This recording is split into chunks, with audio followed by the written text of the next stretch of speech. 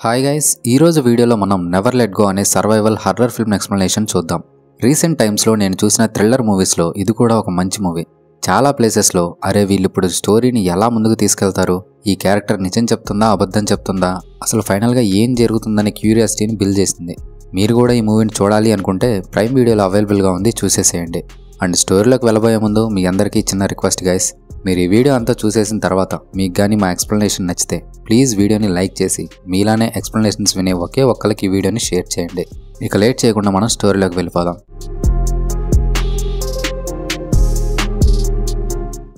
Open చేస్తే చుట్టూ అడవి మధ్యలో ఒక ఇల్లు. ఆ ఇంట్లో జూన్ తన ఇద్దరు పిల్లలైన శామ్యూల్ అండ్ నోలన్తో జీవిస్తుంటది. ఒక దుష్టశక్తి ప్రపంచంలోనికి ప్రవేశించి అది మనుషుల్లోనికి దూరి పక్క వాళ్ళని చంపేలా చేసుంటది. ప్రస్తుతం ప్రపంచంలో మనుషులందరూ కూడా చనిపోయి మనం మాత్రమే మిగిలిన్నామని జూన్ తన పిల్లలకి చెప్తుంది. అండ్ ప్రస్తుతం వీళ్ళుంటున్న ఇల్లు ఏన్షియంట్ వుడ్తో కట్టి ఉంటారు. అందువల్ల ఆ ఈవిల్ ఫోర్స్ ఇంట్లోకి ప్రవేశించలేదు. వీళ్ళు కానీ ఇల్లు వదిలి బయటికి వెళ్ళారంటే ఇంకా ఈవిల్ ఫోర్స్ చేతిలో అయిపోయినట్టే. మరి వీళ్ళకి ఫుడ్ అండ్ వాటర్ ఎలా అనేగా మీ డౌట్. వీళ్ళు ఇంటి నుంచి బయటకు రావాలి అంటే ఇంటికి కనెక్ట్ అయి ఉన్న ఒక పెద్ద తాడుని నడుముకు చుట్టుకుంటారు. ఆ తాడుకు వీళ్ళు కనెక్ట్ అయి ఉన్నంతసేపు ఆ ఈవిల్ ఫోర్స్ వీళ్ళని ఏం చేయలేదు.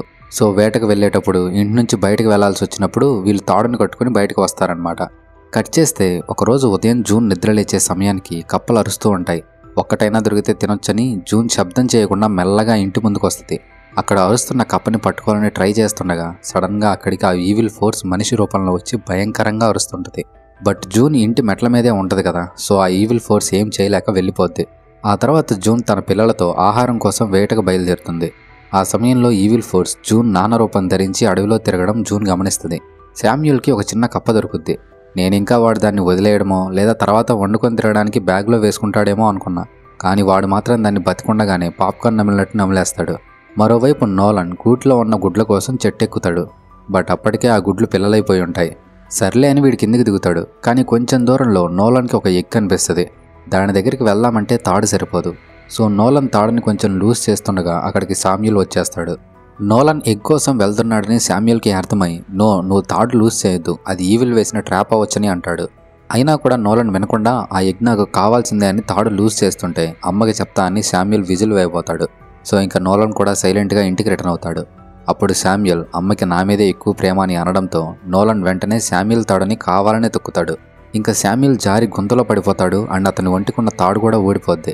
కానీ నిజానికి నోలన్ శామ్యూల్ తాడు ఊడిపోయి తన కింద పడిపోవాలనే ఉద్దేశంతో అలా తొక్కడు, నార్మల్గా తొక్కుతాడు. సో నోలన్ వెంటనే గట్టిగా విజిల్ వేస్తాడు. ఆ విజిల్ జూన్కి వినిపించి పిల్లలేదో ప్రమాదంలో ఉన్నారని అర్థమై వెంటనే అడవిలోకి పరిగెత్తుద్ది. శామ్యూల్ తాడు నుండి వేరవడంతో శామ్యూల్ దగ్గరికి ఆ ఈవిల్ రావాలని ట్రై చేస్తుంటది. కానీ ఈలోగా అక్కడికి జూన్ వచ్చేసి పిల్లల్ని కింద నుంచి పైకి తెచ్చి ఆ తాడును ముగ్గురికి కలిపి కట్టుకుంటుంది. ఆ ఈవిల్ జూన్ దగ్గరికి వచ్చి తనని భయపెట్టాలని ట్రై చేసి ఇక అక్కడి నుంచి వెళ్ళిపోద్ది. జూన్ పిల్లల్ని తీసుకుని ఇంటికి వచ్చేసి ఇంట్లో ఉన్న ఒక సెల్లార్ లాంటి దాని మీద చేతులు పెట్టించి ప్రేయర్ చేపిస్తుంది. ఆ ఈవిల్ ఎవరిలో అయినా ప్రవేశిస్తే ఇంటికి కట్టిన వుడ్ని తాకి వాళ్ళు ప్రేయర్ చేయలేరు, ఎందుకంటే ఆ ఇంటిని కట్టింది ఏన్షియంట్ వుడ్తో కదా. సో పిల్లల్ని ఆ ఈవిల్ తాకిందేమో అని అలా ప్రేయర్ చేపిస్తుంది. శామ్యూల్ తాడుని తొక్కినందుకు జూన్ నోలన్ని అరిచి చిన్న మిస్టేక్ జరుగున్నా ఈరోజు ముగ్గురం చనిపోయే వాళ్ళమని అంటది. శామ్యూల్ కింద పడడం వల్ల వాడి కాలు దెబ్బతినడంతో జూన్ వాడి కాలికి వైద్యం చేస్తుంది. ఆ టైంలో శామ్యూల్ జూన్ని ఈరోజు ఆ ఈవిల్ ఎలా కనిపించిందని అడుగుతాడు. దానికి జూన్ అది మీ బామ్మలా కనిపించింది, నన్ను భయపెట్టాలని చూసిందని చెప్తుంది. నైట్ ముగ్గురు కూర్చొని తింటుండగా జూన్ తన పిల్లలతో ఒక విషయం చెప్తుంది. అదేంటంటే కొన్ని సంవత్సరాల క్రితం జూన్ దగ్గరికి ఆ ఈవిల్ ఒక చిన్న పాపలా సాయం అడిగి వస్తుంది.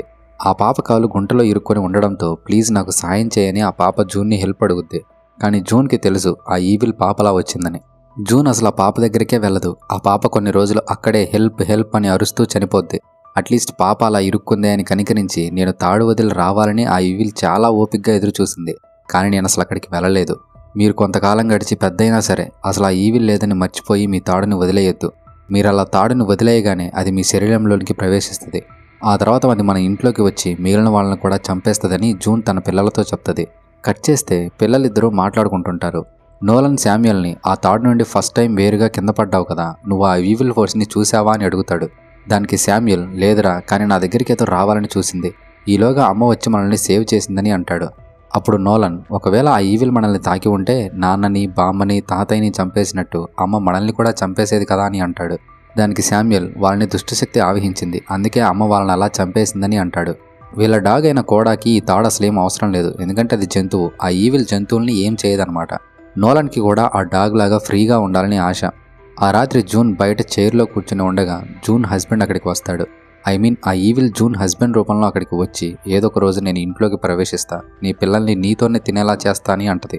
కట్ చేస్తే next day June and Nolan garden రూమ్లో కొన్ని వెజిటబుల్ మొక్కల్ని నాటుతారు. అప్పుడు నోలన్ జూన్తో, మనం ఒంటరిగా ఎందుకు ఉండటం, మనలా ఇంకెవరైనా బతికుండొచ్చు కానీ అంటాడు. దానికి జూన్, ఈ ప్రపంచంలోని మనుషులందరూ కూడా చనిపోయారు, ఎవరూ బ్రతికిలేరు, అయినా మనం ఒంటరిగా ఏం లేం, మనం ముగ్గురం ఉన్నామని అంటది. కట్ చేస్తే దారుణమైన వింటర్ సీజన్ వస్తుంది. వీళ్ళ దగ్గర ఉన్న ఫుడ్ అంతా అయిపోద్ది.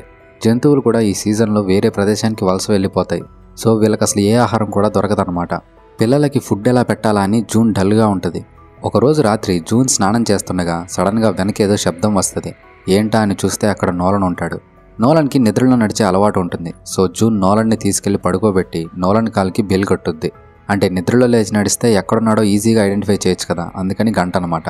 నెక్స్ట్ డే జూన్ తాళ్ళని ఒకదానికొకటి జాయింట్గా చేసి కట్టి అడవిలో చాలా లోపలికి వేటకు వెళ్తుంది. అప్పుడు ఒక కాకి అరిచిన సౌండ్ వినిపించి దాన్ని షూట్ చేద్దామని గురిపెడితే అది అప్పటికే ఎవరో బాబుని కళ్ళలో పొడిచి తింటుంటుంది. అయితే ఆ బాబు ఎవరో కాదు, నోలనే. ఆ దృశ్యాన్ని చూసిన జూన్కి గుండె జల్లుమంటది. కాకపోతే అది నిజంగా నోలన్ కాదు, ఆ ఈవిల్ ఫోర్స్ జూన్తో అలా ఆడుకుంటుందన్నమాట.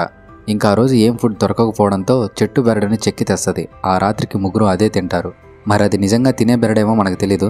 అలా తింటుండగా జూన్ బయటికి చూస్తే ఆ ఈవిల్ జూన్ హస్బెండ్లా అక్కడి నుండి చూస్తూ ఉంటుంది. నెక్స్ట్ డే అందరూ ఆహారం కోసం వెళ్తారు. అయితే సడన్గా శామ్యూల్ అండ్ జూన్ మాయమైపోతారు.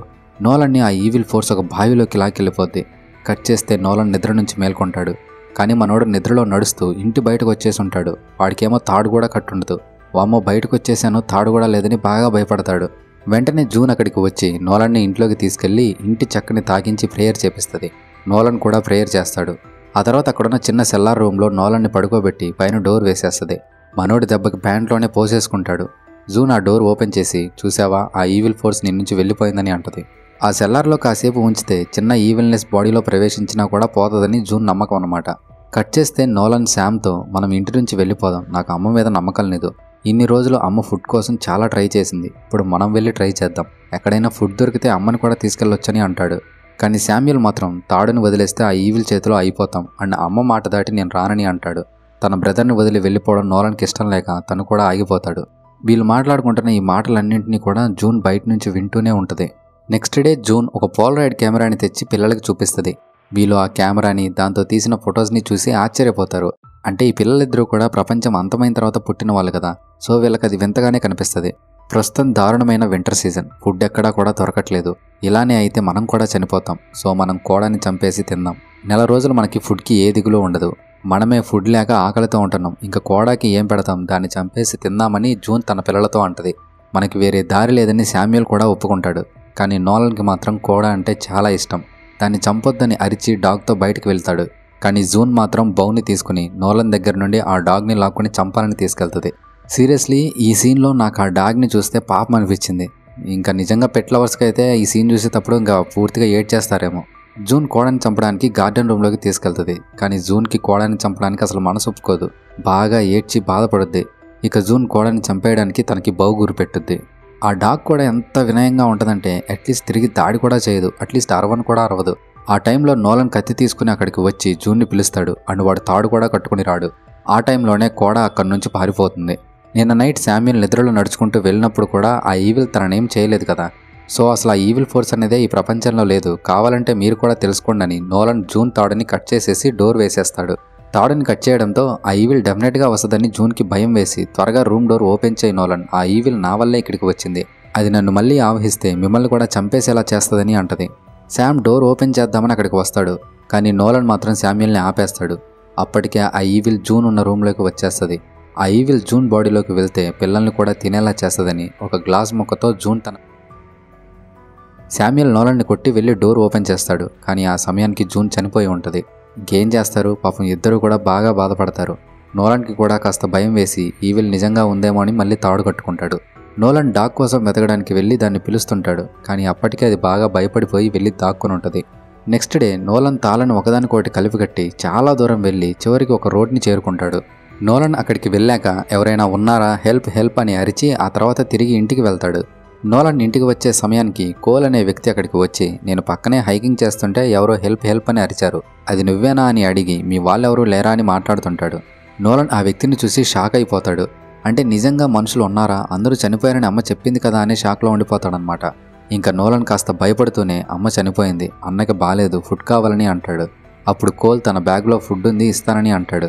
కానీ ఆ టైంలో సడన్గా శామ్ అక్కడికి బౌతో వస్తాడు.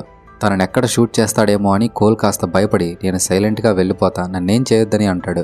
నోలన్ కూడా అతను ఒక మనిషి, అతన్నేం చేయొద్దని అంటాడు. కానీ శామ్యుల్ మాత్రం కోల్ని బౌతో షూట్ చేయడంతో అతని బాడీలోకి యారో బలంగా గుచ్చుకుంటుంది. అతనికి బాగా గాయం అవడంతో కాపాడండి కాపాడండి అని అక్కడి నుంచి పారిపోతాడు. అతని బ్యాగ్లో ఫుడ్ ఉందని నోలన్ ఆ ఫుడ్ కోసం వెళ్తాడు. అయితే కొంత దూరం పోయిన తర్వాత అప్పటికే అతని కింద పడిపోయి 911కి కాల్ చేస్తుంటాడు. ఇక నోలన్ అతని బ్యాగ్ తీసుకుని ఇంటికి వచ్చేస్తాడు. బ్యాగ్లో ఉన్న ఫుడ్ తీసి నోలన్ తింటుండగా అక్కడికి శామ్ వస్తాడు.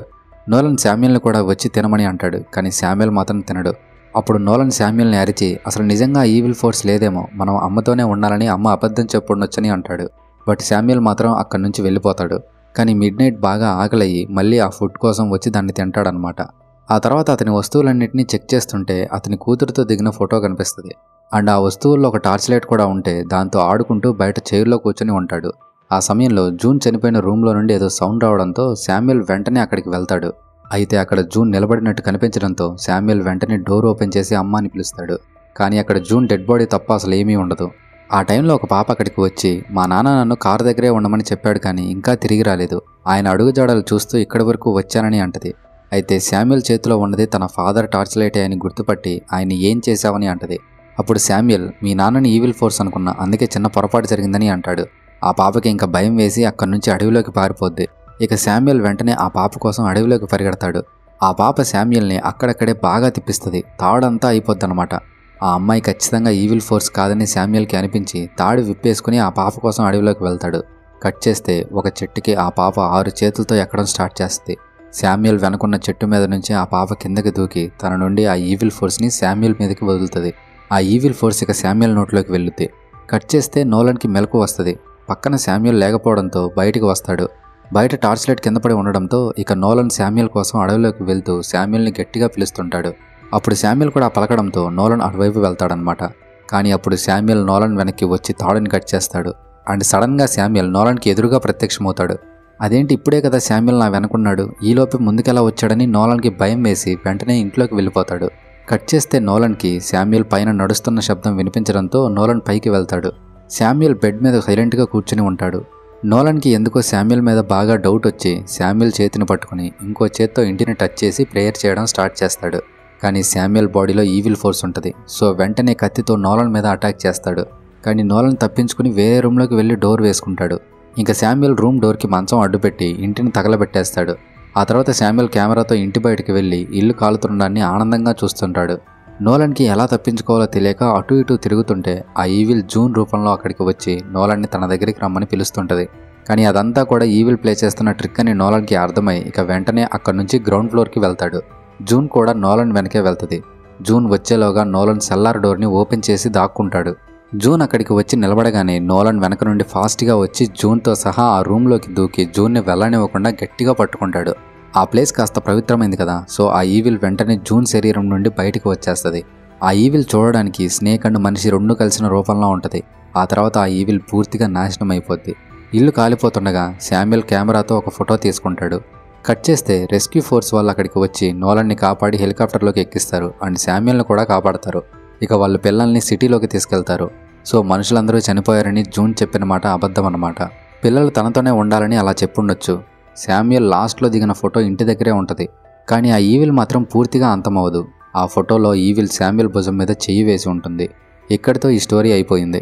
మీరు ఎక్కడి వరకు వీడియోని కంటిన్యూ చేస్తూ చూశారంటే మీరు ఈ వీడియో వల్ల కాస్తన్నా ఎంటర్టైన్ అయ్యారని మేము ఫీల్ అవుతున్నాం. సో ఇక్కడి వరకు చూసిన వాళ్ళు అట్లీస్ట్ 50% అయినా సరే మన వీడియోని కొంచెం లైక్ చేయండి. అండ్ అలానే మీలానే మూవీ ఎక్స్ప్లెనేషన్స్ వినే ఒకే ఒక్కరికి ఈ వీడియోని షేర్ చేయండి.